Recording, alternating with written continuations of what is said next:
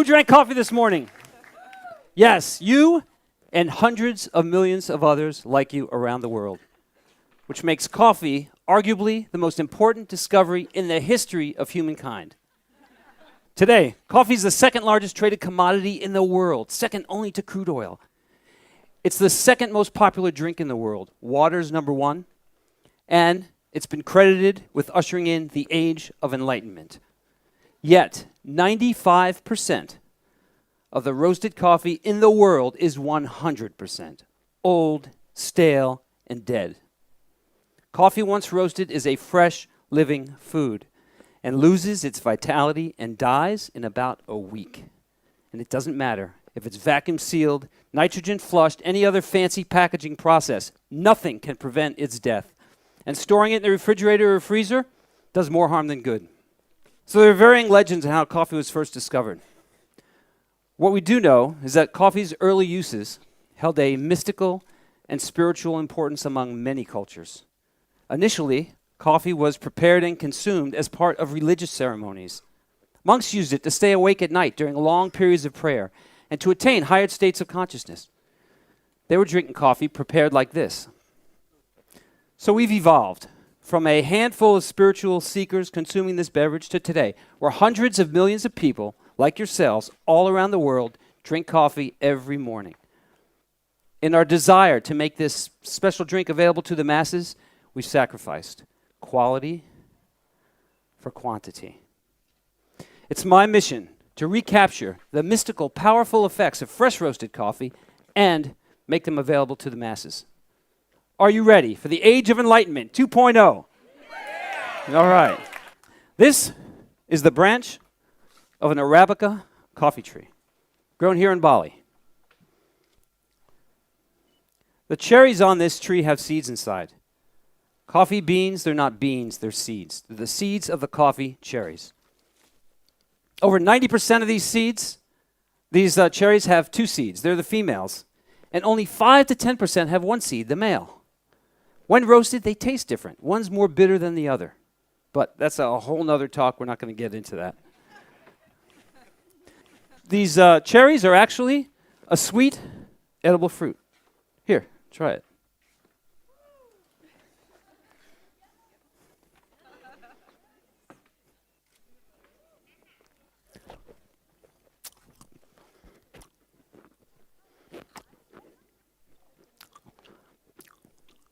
Now, once these seeds are separated from the fruit, they're dried. Looks like this. Once they're properly dried, they can be stored for months, even years. But once roasted, they have a very short lifespan and need to be consumed within a week to obtain the maximum amount of potency and freshness from them. Roasted coffee is a fresh food and should be treated that way. Now, during the roasting process, there are over 1,500 chemical reactions that take place. Let's just think about that for a minute. We don't have a minute. Let's think about that for 10 seconds. 1,500 different chemical reactions. The seeds are completely transformed from their dried green inert state to their alive, fresh roasted state, where they can be assimilated by our bodies. The seeds have become, in this process, a pharmacological resource that can benefit our human brains and bodies in ways we have not even begun to discover. Now let's take a look at some coffee roasters. This is a 1 kilo roaster. For those of you who are metrically challenged, that's 2.2 pounds. Cost, $6,000. 3 kilo roaster, 6.6 pounds for the metrically challenged, $13,000. And a 5 kilo roaster, $18,000. Folks, technology for roasting coffee, it's pretty simple. You just need heat. Tin roasting pan, 75 cents. Indigenous coffee cultures around the world, they roast their coffee like this. Their focus is on freshness and immediate consumption. Commercial coffee cultures roast their coffee like this. Their focus is on marketing, packaging, and shelf life. One produces coffee that is alive, vital, potent. The other produces coffee that sits on the shelf for weeks and months and is old, stale, and dead. Now, roasting coffee is a lot like making popcorn. You heat up the seeds, and after a while, they smoke and pop or crack. There's actually two cracks.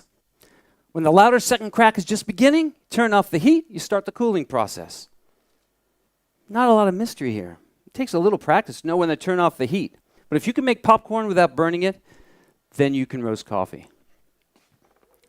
After the coffee is roasted and cooled, it goes through a period that it needs to settle.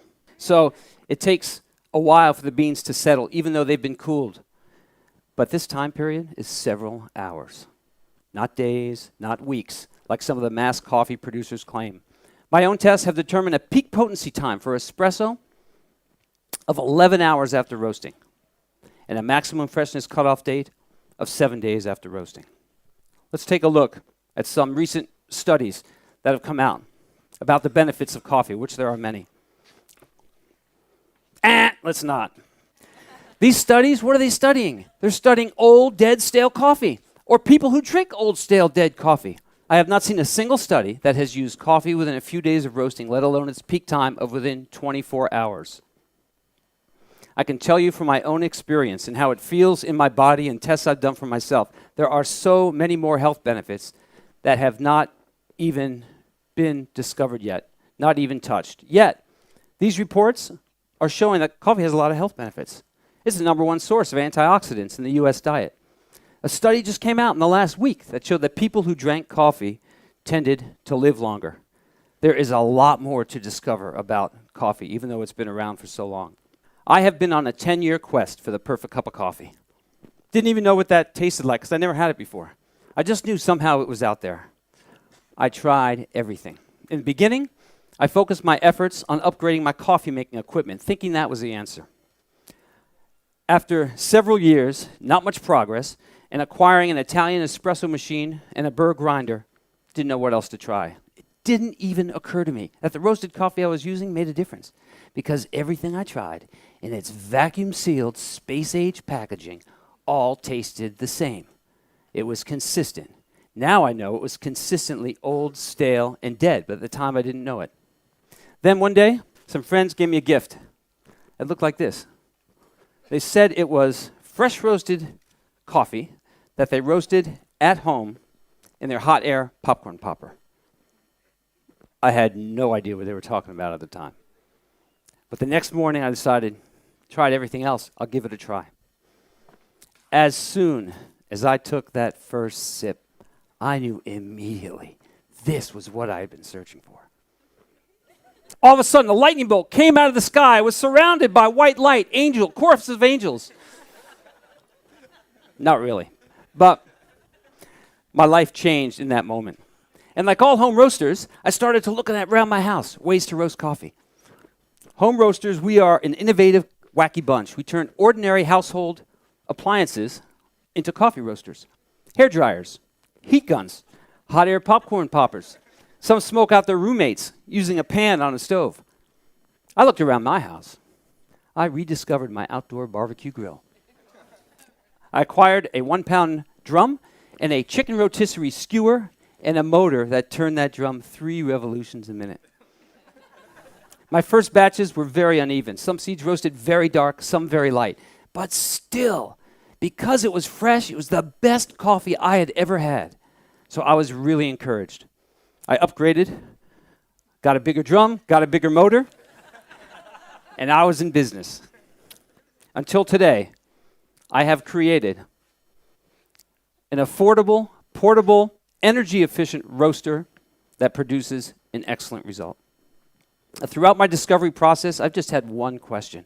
How can I create the best of both worlds? How can I have the best, freshest coffee and supply it to the masses? My answer is in creating a coffee roaster that every cafe in the world can afford and have access to.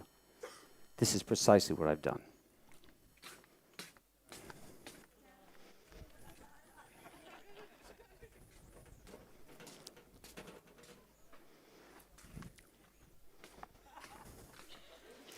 This is the My Roast.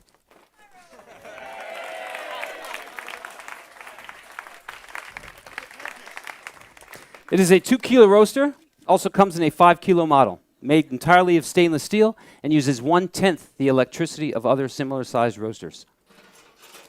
The seeds go into this drum. This motor turns the drum 70 revolutions a minute.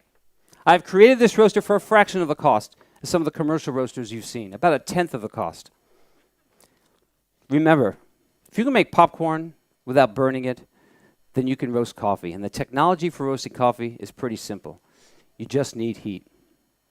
I'm creating a coffee university here in Bali. It's going to teach everything about coffee, from the cherry to the cup, growing, harvesting, processing, roasting, and barista training.